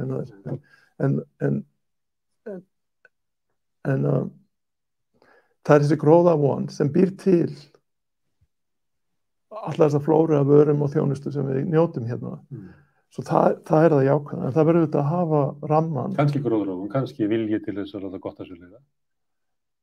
Þú er ekki trú því? Ég held að fólk sé í sínu nánasta umhverfi, vinum sínum, fjölskyldu, fólki sem á bát, það getur sýnt samkennd, en ég held að góð mennska mannkyns ná ekki það langt að fara að framleiða síma í miljóna tali fyrir heimsbyggðina til þess að fólki líði betur með símana sína. En þá er það samkeppnin, þeir eru að græða og það er ef að Apple misstígur sig, þá kaupum við Samsung eða Nokia eða eitthvað annað. Það er alltaf að vera erfiður. Þú getur ekki bara farið af Facebook eða Twitter eða það er alltaf að verða sko öflur í sko stórfyrirtæki sem er erfiður að fara frá. Alveg rétt. Eins og saman með bankarnir sem út að reyna að þú skuldar eitthvað með yfirdrátt á kortinu reyndast getur bankar. Það er bara ekki hægt sko. Þessi punktur í heimshagkerfinu er orðin relevant. Við tölum með litla samfélagi hérna með fákeppnina. En það er orðin til fákeppni í heimshagkerfinu með þessari nýju tækni eins og allir kaupa bækurnar hjá Amazon og Google og Apple. Þetta er auðvitað orðin fákeppnisfyrirtæki og hafa gríðarlegan hagnað sem er að einhver leyti alveg eins og hérna hjá bönkunum og þessum fyrir fákeppnishagnað. Svo það er rétt. Ég pröfu eitt á þér, af því að þið finnst pínuti gaman að þið vera að tala upp markaðskerfið, þú ræður þig. Ég þarf aðeins að elta þig. Já, þú er að lækna þig. En það taka dæmi að þegar Costco kom til Íslands. Þá kemur Costco hérna inn með verðlagningu sem þau höfðu haft erlendis og það eru með mun lægra vöruverð. Ná mjög fljótlega og fólk reiknaði með því að þetta myndi leiða til lækkunar og vöruverðs á Íslandi. Það gerðist ekki. Costco náði mjög fljótlega 10, 11, 12% markaðshlutdeild hérna á höfuðborgarsvæðinu, það er svona þetta deilum hvað það er. En hinir lækkuðu ekki á móti. Því þeir vissu að leiðin til þess að stækka markaðshlutdeildina væri að stofna sko nýja búð og halda áfram að halda verðinu niðri. En Costco hlýt að sjá það að með því að færa sig bara upp, vera bara, þú veist, eins og krónan, það krónan heitir krónan vegna þess að kostar alltaf 1 krónu meira enn í bónus, að fara inn í samkomulagið, að vera, sigla bara aðeins undir á sínum sko vörum sem að þeir leggja áherslu á, vera aðeins undir. Þannig er þau miklu meiri hagnaði á 10-12% sem áttir, heldur þú myndir ná þótt þú myndir leggja allan markaðin undir sig. Og svona virkar samkeppni á fákeppnismarkaði eins og við búum við. Og þess vegna kannski allt tala það að þú sért að tala upp sko frjálst markaðshagkerfi og ég einhvern veginn andmæla því að þetta er eiginlega tal sem á ekki heima en það er ekki frjálst samkeppni í Íslandi. En kosturinn að við getum farið í Costco og keypt ótrúlegustu hluti sem að ég veist ekki að væru til. Við getum farið þangað inn. Jú, það er búið að hækka. Já, en ég með að við í gamla daga þegar fórst í Sovétríkjana og það var einn pulsuvagn í Leningrad og það var gataviskýring í kringum hana því að almenningur mátti ekki kaupa sér pulsu og þurftir að vera með dollara sem fá pulsu. Þessi að grámygla kommunismans eins og hún var er hérna ekki sambærileg við það að borga aðeins meira fyrir. Við höfum allt þetta úrval. Við höfum það frelsi. Við getum farið í Costco við viljum eða ekki í Costco eins og við viljum. Þetta er skárra en kommunism. Hérna er bara gríðarlega góð lífskjör fyrir þorra fólks. En þessi galli í samkeppninni eins og þetta þú getur farið út í búð og keypt hérna hvítlauk frá Kína og síma frá Suður-Kóreu og þetta er með við það samfélag sem við fætumst inn í hérna mann eftir 70 til 80 því samfélagi. Það var eitt kaffihús, það hét Mokka. Það voru engin veitingahús. Það fara út að borða, það var eitthvað sem að fólk voru á Hótel Borg, velefna fólk voru á Hótel Borg einu svona ári eða hvernig það var. Bílarnir voru frá Rússlandinu, leigubílarnir voru amerískir, en lengst af voru þeir Moskowitz og Lata og Trabant og þeir voru fram til 70 en það er kapitalismin að Volkswagen tók yfir Skoda og bjóð til góða bíla í Skoda, Renault tók yfir einhverja ömurlega verksmiðju í Rúmeníu og býr til Dacia svo lífskjörin eru það að fara til útlanda 1969-70, þetta var eitthvað sem efnafólk fór einu svona árið til Spánar eða hvernig það var London eða eitthvað, núna hoppar það á milli. Svo þetta er þá lífskjör, en þú þarft samt að passa upp á ramman og reglurnar og rækta það góða í fólki, sko, að það sé decency, sko, í það hvernig fyrirtæki koma fram gagnvart starfsfólki, hvernig stjórnvöld komast fram gagnvart ungu fólki eða gömlu fólki, að það sé samfélagi sem er eitthvað svona gott, sko, sé ekki bara Mætti vera meiri ástæðu það. Já. Mætti vera stefna þangað. Já, ég held það. Og þessi hugmynd að eigingirnin sé líkill að velsæld er ekki, hún er mjög gölluð. Þegar þú getur markaðsakir þar sem fólk stofnar fyrirtæki og hugsaður sína viðskiptavini og sér starfsfólk og sýnir ábyrgð og hefur hóf og þetta þarf ekki að vera allt vont en að ala á eigingirni að vanrækja gamla fólkið, huga ekki að hvað er að gerast með unga fólkið, að láta okra okkur í greiðslumiðlun, það þarf ekki að vera svona. Fyrirtækjum að byggjast upp í mikla stærri þannig að drottna yfir samfélagum. Það þarf ekki að vera svona. Þetta þarf ekki að vera svona og þetta getur eiginlega verið eins, þetta er allt mannanna verk. Við kusum einhvern mætti að hafa þetta svona og við getum kosið að hafa það einhvern allt öðruvísi. Já. Við vitnum nú í þekktan anarkista. Og jafnvel, þetta er ekki hægri minnsti, þeir sem eru til hægri eins og dæmin sem við tölum sanna. Þeir get ekki bara hugsa fjármagn, þeir geta líka verið með almannahag og gert hluti eins og þessi stærstu skref í velferðarmálum hérna síðustu áratugum. Ef þau myndu finna rætur sínar í það sem að einhverjum menn kalla gamli góði sjálfstæðisflokkurinn. Það er náttúrulega verið að vísa bara til keynesisma, það sem að vinstrið og verkalýðshreyfingin hafði meiri völd í samfélaginu en hún hefur í dag. Já, ég veit ekki hvað er að í dag, en Þauðaldi var byggt upp á kröfum verkalýðshreyfingarinnar þótt að Bjarni Ben hafi látið undan. Já. En þá var þetta ekki, hann var ekki að teikna. En það sagði mér, Jónas Haralds, meðan hann var lífið, þá var hann spegilmyndin í fortíðina og hann var ráðgjafi bæði Ólafs Thors og Bjarnar Ben, gamla.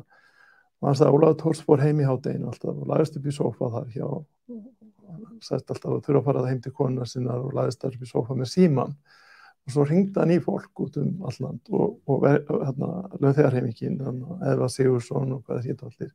Voru allir í símann við hann og hann var að reyna að heyra hvað var að gerast og heyra allir þessi sjónarmið til þess að reyna að taka tillit til allra sjónarmið og gera eitthvað. Þjóðhagsráð. Já, bara var síminn í sófanni hjá hann. Og ég held að Bjarni Ben gamli hafi verið þannig að vera með puttan á púlsinum og tala við sem flesta. En hafa ekki þessar skotgrafir sem að maður sér stundum hérna, en þú skilur samfélagi í dag betur en ég bara í hagfræðinni núna. Herðu, jarðsprengjusvæði, en ég ætla að sleppa það núna, því að þú ert að stíga yfir í pólitíkina. En þú segist að það færi lengra inn í pólitíkina núna en í síðustu nokkur tíman áður. Já, þannig að við fáum bara að hitta þig aftur seinna og aftur gott að fara enn lengra. Já. Takk fyrir í kvöld. Ok. Takk. Og hlustendur þakka ég kærlega fyrir að staldra þetta við og hlusta á okkur. Við verðum með rauðaborðið á morgun aftur. Þá kemur hingað Héðinn Unnsteinsson og tilefnið með annars skýrsla sem kom út í dag hvernig samfélagið hefur farið með fólk sem glímir við þroskahömlun og geðraskanir og það kannski í anda þess sem að þú ert að segja að við ættum kannski að fara betur vera aðeins mannúðlegri í þessu samfélagi sem við erum að byggja upp. En ég þakka fyrir í kvöld, sjáumst á morgun. Já.